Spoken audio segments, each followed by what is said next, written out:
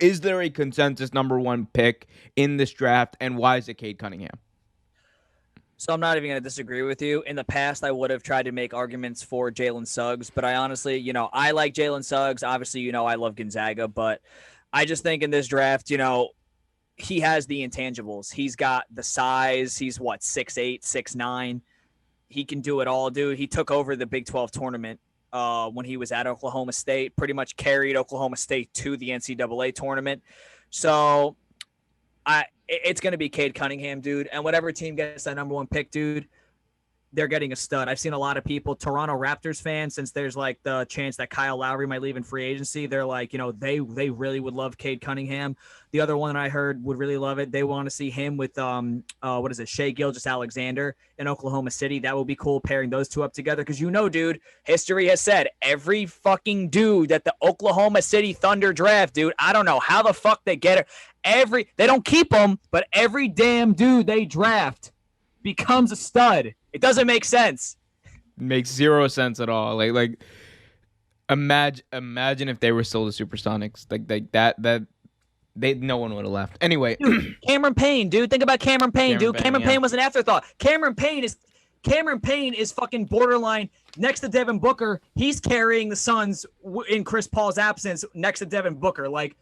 And he was drafted by Oklahoma City. Like, every damn dude that Thunder organization drafts, I don't know how, they somehow just get Oladipo. Oladipo's career was over before it even started in Orlando. He gets to, He gets to Oklahoma City. Next thing you know, boom. He's basically getting he's getting traded for all-stars and shit like that. He's in the all-star conversation when he gets to Indiana. So every damn dude that puts on that Thunder uniform, dude, I don't get it. I don't get it. Right.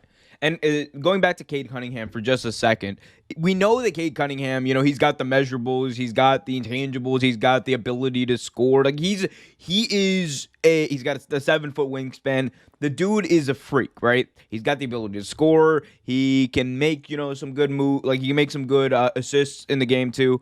But the one thing that I've seen that a lot of people have been saying is that he might not have, initially at least, the tools to be an above average defender in the league. And we know that defending in this league nowadays, it's a novelty, right? You don't see a lot of hardcore defense, and a lot of that goes to how kids are taught the game nowadays, and how the game's also evolved. Because how are you going to defend, like the perimeter when the perimeter is half court? Like it's nearly impossible nowadays. But what do you think about, Cade Cunningham as far as his bust potential? Because, it's there. It's there for every player. We can say all we want that, oh my God, this player as a prospect is great, or this player is great, or this player's going to be a bust. But everyone has this high boom potential and this bust potential. Do you see any of that with Cade Cunningham? I mean, obviously, not every player, even the ones that get like perfect ratings and everything like that, dude, even LeBron had bust potential. You know what I'm saying? Every player that comes out obviously has bust potential because we don't know what's going to happen. I do think his boom potential is higher just because he does have all those things. He has the intangibles, like he has the size, he has the wingspan. He's going to get stronger. He's 18, 19 years old, so he's going to get stronger as he gets older. His body's going to mature naturally and everything like that. So, plus, he's got that scorer's mentality. He has that mentality that you cannot teach. And I know a lot of things can factor in, like going to the right situation, everything like that. I think he'll be fine no matter where he goes. It's just a matter of his work ethic, obviously, because that's one thing we don't know about. We know on the court, we know he's a baller. He can go get his. He can go get 20. He can get you 20 points, 5 assists, probably 8 to 10 rebounds a game. We get that. The thing is going to be off the court. That's going to determine like his work ethic. That's going to determine whether he fully reaches his potential or whether he just becomes another, what could have been like a guy like Andrew Wiggins. I don't want to talk trash about Andrew Wiggins, but No, talk trash about Andrew Wiggins. That is the biggest bullet the Cavs ever dodged because we weren't able to dodge Anthony Bennett. That we took that bullet and almost destroyed our entire franchise. Thank God for LeBron.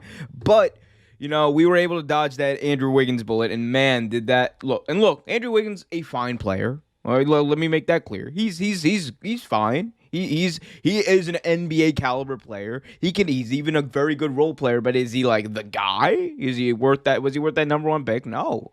No, he wasn't. But he was worth Kevin Love in that championship that the Cavs got, and that's what I can say. And that's Andrew, those are the and just real quick before go you move ahead. on, Go ahead. that's the dice you're rolling, dude. That's why you can never peg a player as every player obviously has bust potential. When you look at a player like Andrew Wiggins, given his size, like it's the same deal, dude. He had equal measurables to LeBron coming out. That was his comparison when he was coming out. So, but you never know how a player is going to progress because there's so many factors that factor in: work ethic, the environment you go into. That's why LeBron, as much as I'm not really the biggest LeBron fan, the fact that he went into one of the most toxic environments in the entire, NBA, which was the Cleveland Cavaliers environment, and he was able to thrive and make himself into the player that he is today. Kudos to him, hats off. So with Cade Cunningham, I think a lot of it's going to depend on his work ethic, but you know what? Time will tell. Time will tell. That was the nicest thing you've ever said about LeBron. It's never happening again. This is never happening. This is take a picture, screenshot this. This is never going to happen again. Andrew will never be this nice to LeBron again. That is the absolute biggest compliment he's ever given to LeBron. Pretty much. Pretty much. Yeah, no, I agree with that situational thing that you said because it's easy to say that this player is going to be like Cade Cunningham is going to come in and change a franchise. It's very easy to say that, but actually doing it and going to a franchise that has the ability to maximize his potential is difficult, and it's difficult for anyone.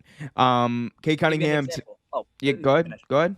I was just going to give you an example, dude. Like, especially like we don't know who's going to get the number one pick, but like as we've seen in recent years, dude, a guy like Cade Cunningham, it's a big difference, very big difference between getting drafted to an organization like Toronto and getting drafted to an organization like the Pelicans or the Magic. Or what would you say would be the worst fit? Like for Cade Cunningham, what's the worst fit for him to go to? Well, since they've managed to fuck up every number one pick they've had. Minnesota. I mean, they don't need another number one pick. No, dude. Well, that's a toxic organization. Honestly, for his career, the three teams that you put up there that honestly will just benefit his career, honestly, are Toronto, just because they're so well run. San Antonio, just because, again, they're so well run. They just lack the talent in recent years. And I think the other one, which is kind of a surprise, is Indiana. Indiana's another one of those teams. Indiana has been in it every single year for the past decade. And like I said, dude, they've lacked the talent. As much as I love a guy like Domantas Sabonis, he can't carry a team. He's a good second, maybe third option on a playoff team. But Domantas Sabonis is not going to bring you a championship. They need a guy who can... If it's Indiana, they need a guy who can, be the guy, and Cade Cunningham is that. He showed it. This is one thing. If you remember back, we were talking about this in the group chat the other day, dude.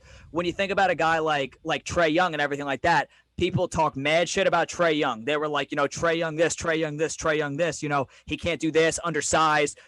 We question his physicality. What's the physicality of the NBA game going to look like? Then he gets into the NBA, and what happens? Everything he did at Oklahoma, which is basically carry a damn team by himself, drop 30 a game, 30 and 10 by himself, one of the only players in college basketball history to ever do it. It's like no one should be surprised what Trae Young is doing now for the Atlanta Hawks, because he was doing it in college, and we knew this was coming.